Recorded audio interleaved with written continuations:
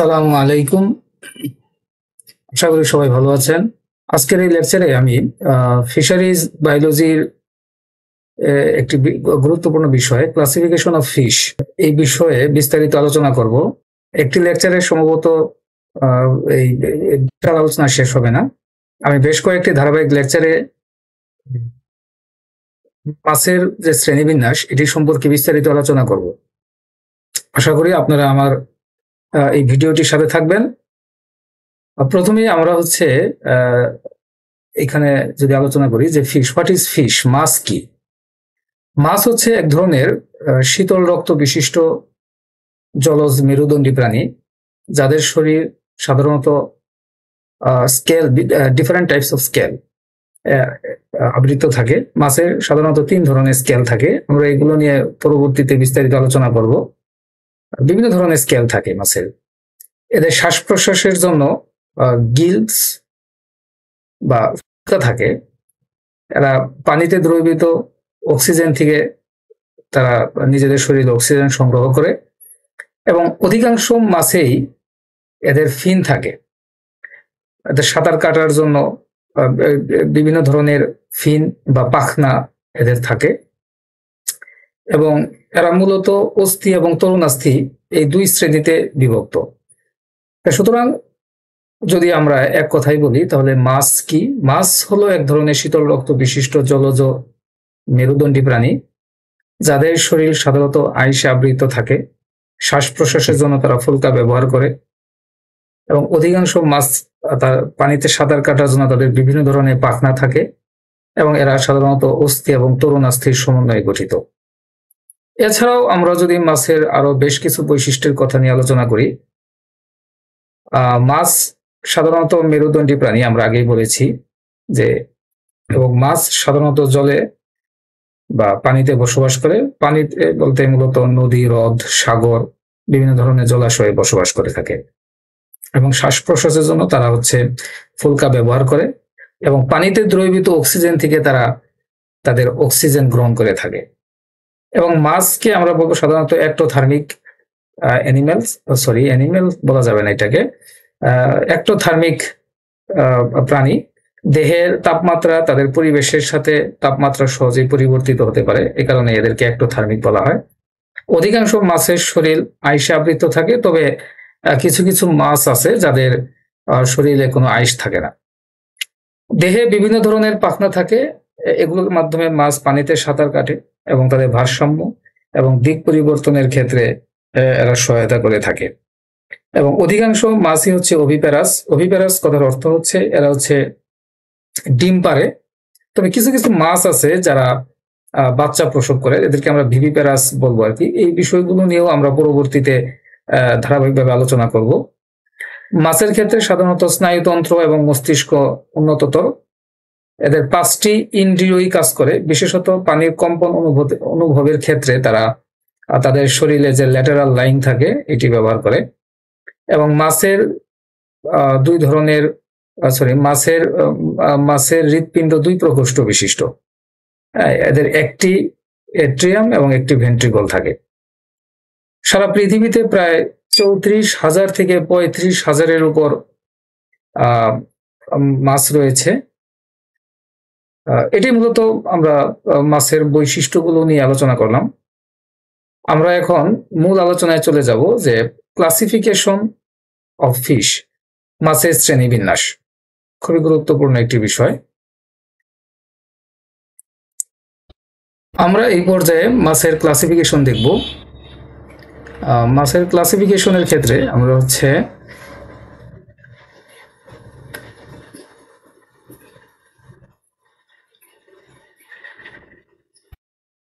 Fisheries biology, এখানে আমরা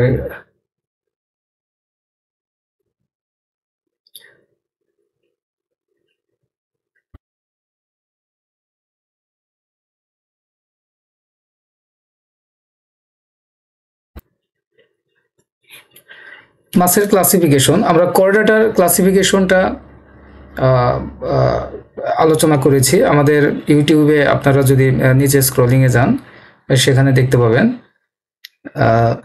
আমরা এখানে মাছের ক্লাসিফিকেশন দেখব। আপনারা আমার ভিডিওর ইউটিউবের ভিডিওতে করডাটা চ্যাপ্টারটাতে যদি যান তাহলে সেখানে করডাটার বিস্তারিত ক্লাসিফিকেশন দেওয়া আছে। আমি করডাটা ক্লাসিফিকেশনের একটি অংশ আর কি, নেথোস্টোমাটা। আমরা করডাটাকে 4টা উপপর্বে ভাগ করেছিলাম: হেমিকর্ডাটা, ইউরোকর্ডাটা, সেফালোকর্ডাটা এন্ড ভার্টিব্রেটা। এবং ভার্টিব্রেটার উপপর্বের অন্তর্গত সুপার ক্লাস একনাথা এবং নেথোস্টোমাটা, এই দুইটা ভাগে ভাগ করেছিলাম। আমি হচ্ছে এখানে একনাথার অন্তর্ভুক্ত নেথোস্টোমাটার অন্তর্ভুক্ত, অর্থাৎ জোরূপাঙ্গ এবং যাদের চোয়াল উপস্থিত ভার্টিব্রেটাদের মধ্যে, তাদের মধ্যে মাছ হচ্ছে একটি গুরুত্বপূর্ণ প্রাণী। এখানে উপশ্রেণী নেথোস্টোমাটাকে আমরা 4টি উপশ্রেণীতে ভাগ করেছি। প্রথমত আপনারা দেখতে পাচ্ছেন এই যে প্লেকোডার্ম, এই প্লেকোডার্মের অন্তর্ভুক্ত, এই উপশ্রেণীর অন্তর্ভুক্ত কোনো মাছই এখন আর পৃথিবীতে টিকে নেই, সবাই বিলুপ্ত হয়ে গেছে। এখন পৃথিবীতে এটার অন্তর্ভুক্ত মাত্র 2টি উপশ্রেণী এখন পৃথিবীতে টিকে আছে, সেটি হচ্ছে কন্ড্রিকথিস এবং অস্ট্রিকথিস, এই 2টি উপশ্রেণী 2 এবং উপশ্রেণী 3। তার মানে নেথোস্টোমাটা সুপার ক্লাসের অন্তর্ভুক্ত পাইসিস ক্লাসের এই 3টি উপশ্রেণী মধ্যে প্লেকোডার্ম ছাড়া বাকি 2টি এখনো টিকে আছে। আবার অস্ট্রিকথিসকে আবার 2টা ইনফ্রাশ্রেণী 1 অ্যাক্টিনোপটেরিজি এবং ইনফ্রাশ্রেণী 2 সার্কোপটেরিজি, এই 2টি অংশে ভাগ করা হয়েছে। এরপরে যদি আমরা দেখি, আমরা বনিফিশ দেখব প্রথমে, এরপর কন্ড্রিকথিস আসবো। আমরা শ্রেণী 3 ক্লাস 3 অস্ট্রিকথিস বা বনিফিশের অন্তর্ভুক্ত যে ফিশগুলো আছে এটার ক্লাসিফিকেশনটা প্রথমে দেখব। প্রথমত হচ্ছে অস্ট্রিকথিসকে প্রথমত 3টি উপশ্রেণীতে ভাগ করা হয়েছে। উপশ্রেণী 1 একান্থোডি, এই একান্থোডি শ্রেণীর অন্তর্ভুক্ত সকল মাছ পৃথিবী থেকে বিলুপ্ত হয়ে গেছে। এরা ডেভোনিয়ান থেকে পার্মিয়ান পিরিয়ড পর্যন্ত পৃথিবীতে এরা টিকেছিল এবং এরা হচ্ছে স্বাদু পানির মাছ ছিল এবং সমুদ্রেও এরা বসবাস করত। দেহে গ্যানয়েড নামক আইস দ্বারা আবৃত থাকতো। আমি আগেই বলেছি মাছের বিভিন্ন ধরনের স্কেল থাকে, সাইক্লোয়েড, টিনোয়েড, এরপরে হচ্ছে গ্যানয়েড, প্লেকোয়েড, বিভিন্ন ধরনের আইস থাকে। আমরা এগুলো নিয়ে আলোচনা করবো আর কি। যেমন ক্লেমিটিওয়াস এবং একান্থোডিয়াস, এই 2 ধরনের ফিশ ছিল পৃথিবীতে, প্রাচীন পৃথিবীতে। এরা ডেভোনিয়ান পিরিয়ড থেকে পার্মিয়ান পিরিয়ড পর্যন্ত পৃথিবীতে টিকেছিল। এখন এদের আর কোনো সদস্যই পৃথিবীতে আর টিকে নেই। দ্বিতীয়ত হচ্ছে অ্যাক্টিনোপটেরিজিকে এখানে আবার 3টা সুপার ওয়ার্ডারে ভাগ করা হয়েছে। প্রথমত হচ্ছে সুপার ওয়ার্ডার 1 কন্ড্রোস্টি, সুপার ওয়ার্ডার 2 হোলোস্টি এবং সুপার ওয়ার্ডার 3 টেলিওস্টি, এই 3টা সুপার ওয়ার্ডারে ভাগ করা হয়েছে। হ্যাঁ, আপনারা দেখতে পাচ্ছেন যে কন্ড্রোস্টি সুপার ক্লাসের অন্তর্ভুক্ত একটি মাত্র ওয়ার্ডার, সেটি হচ্ছে পলিপটেরিফর্মিস, যেটা পলিপটেরাস আমরা যেটা দেখতে পাই। আমরা এগুলো নিয়ে বিস্তারিত আলোচনা করবো, সবগুলো মাছের ছবিও দেখাবো আমরা পর্যায়ক্রমে লেকচারগুলোতে আর কি। এরপরে অধিশ্রেণী 2 হোলোস্টি, যেটা এখানে 2টি মাত্র ওয়ার্ডার পৃথিবীতে টিকে আছে। ওয়ার্ডার 1 হচ্ছে সেমিনোটিফর্মিস, আরেকটা হচ্ছে এমিফর্মিস, এই 3 ধরনের আর কি। সেমিনোটিফর্মিসের অন্তর্ভুক্ত হচ্ছে এমিয়া কালুয়া বা যেটাকে বৌ ফিশ বলা হয়, এবং লেপিসোস্টিয়াস এমিফর্মিসের অন্তর্ভুক্ত একটি মাছ, এরা পৃথিবীতে এখনো টিকে আছে। টেলিওস্টির অন্তর্ভুক্ত প্রায় অনেকগুলো ফিশ আছে পৃথিবীতে, এবং এই অধিবর্গে বা এই সুপার ওয়ার্ডারের অন্তর্ভুক্ত প্রায় 31 থেকে 32টি ওয়ার্ডার রয়েছে। আর সার্কোপটেরিজি ওই উপশ্রেণীর অন্তর্ভুক্ত, এটার হচ্ছে 2টি মাত্র সুপার ওয়ার্ডার রয়েছে, একটা হচ্ছে ডিপনই আর একটা হচ্ছে ক্রসোপটেরিজি।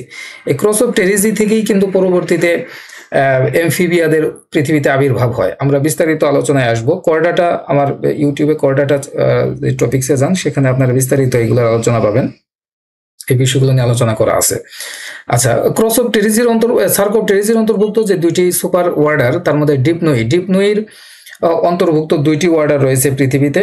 একটা হচ্ছে সেরাটোডিফর্মিস, যেটা আছে নিওসেরাটোডাস অস্ট্রেলিয়ান লাংফিশ, এবং আরেকটি হচ্ছে লেপিডোসেরিনিফর্মিস, এটা হচ্ছে প্রোটোপটেরাস এবং লেপিডোসেরিন, একটা হচ্ছে আফ্রিকান লাংফিশ আর দক্ষিণ আমেরিকার লাংফিশ। এরা এই 3টি প্রজাতি এখনো পৃথিবীতে টিকে আছে, এবং এই লেপিডোসেরিন যেটা, এটা শুধুমাত্র দক্ষিণ আমেরিকাতেই এই লাংফিশগুলো দেখা যায়, এবং প্রোটোপটেরাস এরা আফ্রিকার, বিশেষ করে মাদাগাস্কার দ্বীপপুঞ্জে এই ফিশগুলোর বিচরণ সবচেয়ে বেশি লক্ষ্য করা যায়। আর ক্রসোপটেরিজির অন্তর্ভুক্ত সেলাক্যান্থিফর্মিস যেটা আর কি, লেটিমারিয়া, সিলিক্যান্থ ফিশ নামে পরিচিত, এগুলো নিয়েও আমি স্বল্প পরিসর আলোচনা করব পরবর্তীতে আর কি। মূলত এটা হচ্ছে এখানে অস্ট্রিকথিস বা বনিফিশের শ্রেণীবিন্যাস দেখানো হয়েছে। কন্ট্রিকথিসের শ্রেণীবিন্যাস নিয়েও পরবর্তীতে আলোচনা করব। সামুদ্রিক মাছ এরা ম্যাক্সিমামই কন্ট্রিকথিস বা তরুণাস্থি মাছের অন্তর্ভুক্ত। আমি প্রথমত হচ্ছে অস্ট্রিকথিস নিয়ে আলোচনা করতেছি। আর টেলিওস্টি, আমাদের এখন মূল আলোচনার বিষয় হচ্ছে টেলিওস্টি। টেলিওস্টি বর্গের সংখ্যা আমি বলছি প্রায় 31টা অর্ডার রয়েছে, যেমন